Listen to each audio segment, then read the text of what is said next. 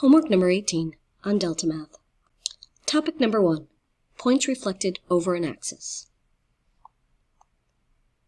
In this question, they're showing you point K. They're asking you to plot K prime as a reflection over the y-axis.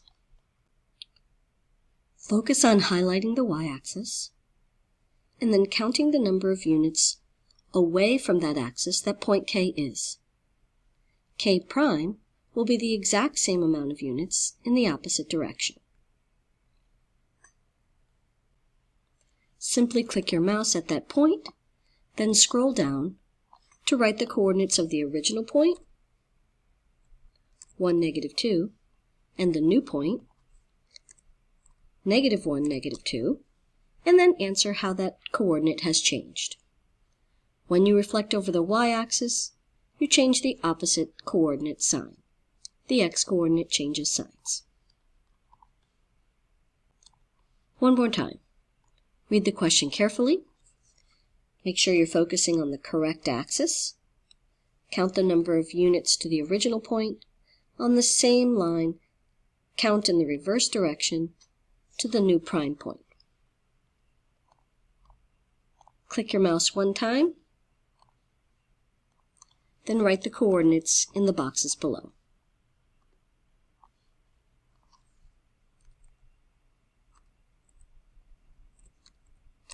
Notice which coordinate changed and which coordinate stayed the same. This one asks you to reflect over the x-axis, which is this number line. So instead of our coordinate being 6 units up, our new coordinate will be 6 units down. Click one time with your mouse, then label the coordinates below. For +6, for -6, and this time the y-coordinate changed signs. Let's take a look at the next topic.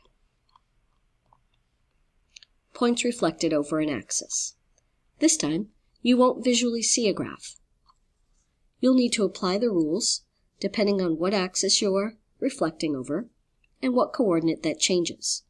Remember, you change the opposite coordinate of the axis you're reflecting over. So if I'm reflecting over the y-axis, that means that I will change the x-coordinate. So if I was a +3, I will now be a -3.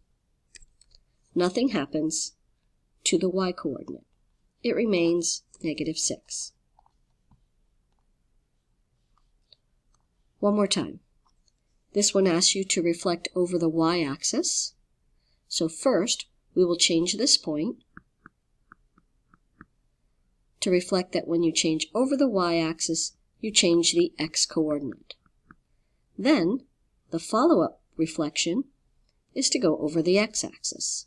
When we reflect over the x-axis, we change the y-coordinate. So our final double reflection will be +6, -4.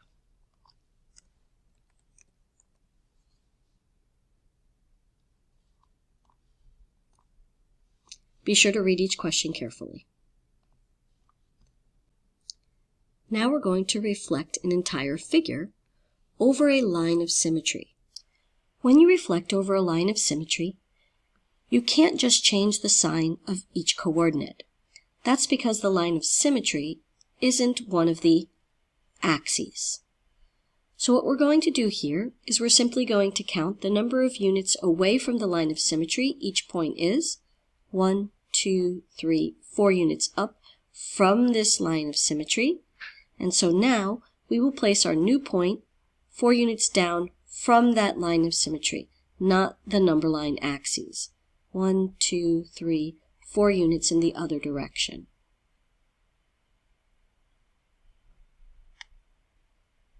We'll do the same with the other 3 vertices. So 1, 2, 3, 4, 5, 6, 7 units up from the line, 1, 2, 3, 4, 5, 6, 7 units down from the line.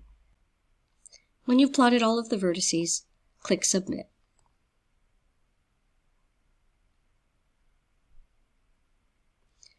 Remember, you count from the line of symmetry, and then you count away from the line of symmetry.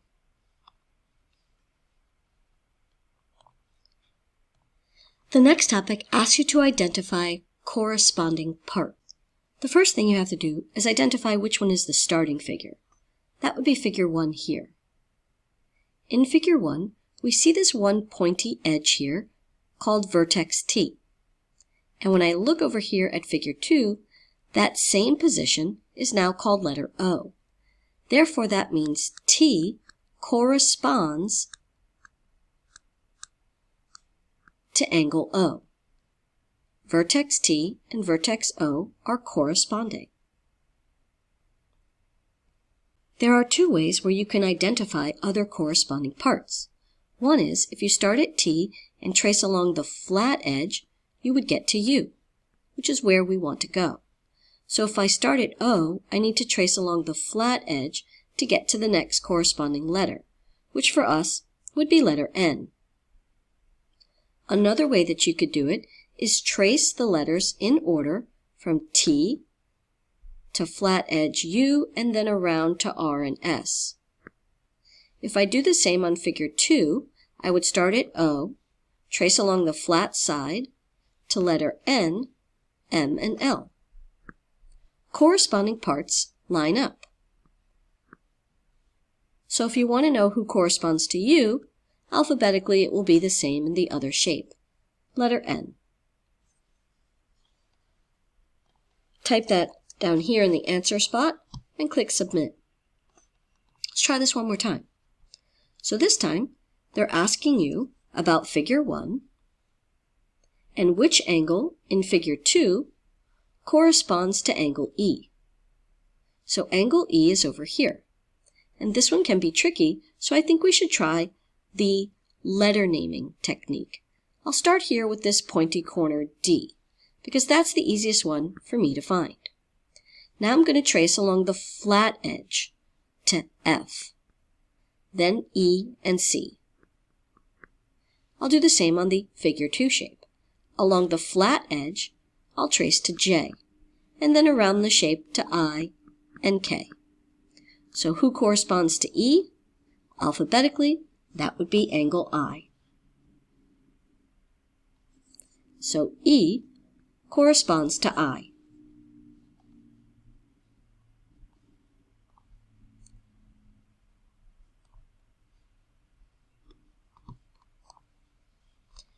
Use that letter naming technique to help you find corresponding angles. The next topic is corresponding parts of shapes that are similar but not congruent. Similar means you have the same shape, but you are not the same size. Again, we can use that same letter naming technique that might be helpful for us here. Figure 1 is down here in blue. Try and choose one of the identifying vertices here, these corner parts, that might be helpful for you to identify quickly, like this one. H seems to be the farthest away. So when I look at the other shape, Q seems to be farthest away. So now I've identified two parts I know are congruent. That actually already answers my question, but you could go around and label. If I follow from H to the flat side, I get I, J, then G. With the other shape, if I follow Q to the flat side, I get R, O, and P. And again, alphabetically, these letters will line up. So it looks like for us, the corresponding part to H is Q. We'll try this one more time with that letter naming technique. We want to find a part that corresponds to angle S. Again, for me, I automatically see this pointy part K and R. So R is the original figure, K is the new similar shape, which is smaller. That is a dilation. And now I'm going to travel along the flat edge to T, then S, then Q. I'll do the same here with K, to L, to N, to M. So which one corresponds to S? That's letter N.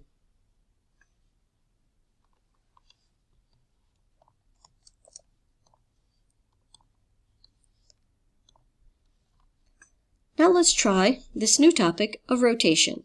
You'll notice with these two last topics you only need to attempt 2 questions. This one is interesting, so follow along to the directions written here. Draw a circle centered at the center of the rotation such that one vertices of the figure is on the circle. This can be tricky, so what they want you to do is click this yellow dot and drag your mouse or trackpad finger to one of the corners of your shape. It doesn't matter which vertex you draw to, just choose one of these vertices. Doesn't matter if you have a small circle or a large circle. Once you do that, it will ask you to draw a line, again by clicking this center point and dragging it to the point along your circle that you chose. That's your first line. Now they want you to draw a second line, again through the center, click once, and drag your finger until you rotate around this circle, creating a perpendicular line, something that is 90 degrees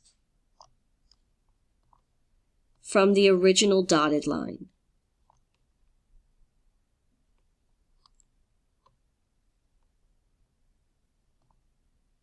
Once you get it correctly, it will look like this. Now it asks you to rotate 90 degrees counterclockwise. Counterclockwise means to move against the clock, right? The reverse of the clock numbers. So we're going to take this red point and we're going to move it 1 click. That's 90 degrees. Now what they're going to ask you to do is name these first coordinate points and name these new coordinate points. So the first coordinate point is 3, -8. That's right here. And when we moved it, it became this point. So those are the coordinates they're asking you to identify. So 3, -8 now becomes what point? And that point is 8, 3. Notice what happened. The 8 and the 3 swap places. In addition, the 8 is now positive. Let's see if we can try the next point. 5, -4 became this point. 4, +5.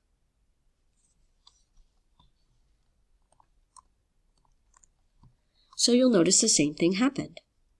These numbers swap places, and then the new x became positive. Let's see if we can't follow that rule.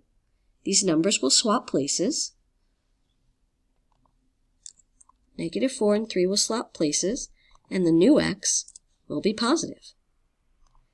-2 and 2 will swap places, but the new x will be positive.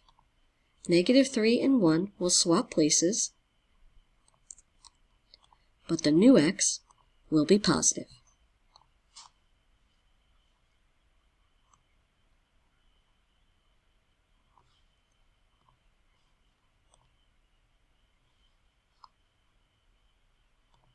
All right, last topic, composition of transformations. For this topic, you're just going to start guessing using these drop-down menus of what you think may have occurred if you have to make 2 transformations. So you're just going to start guessing. Maybe a reflection over the x-axis, which would move this shape into this area. Then maybe you need to slide it over. You can start by checking these vertex points. If I reflect over the x-axis, I would be here, and then I would need to slide over to get to this new location. So you can clearly count these boxes, knowing just by using one vertex that corresponds to the new shape. So I need to reflect over the x-axis. Then, once I'm there, I need to translate 1, 2, 3, 4, 5 units to the right. Reflect over the x-axis, followed by a translation to the right 5 units. And when you try it, if it doesn't work, you just try another guess.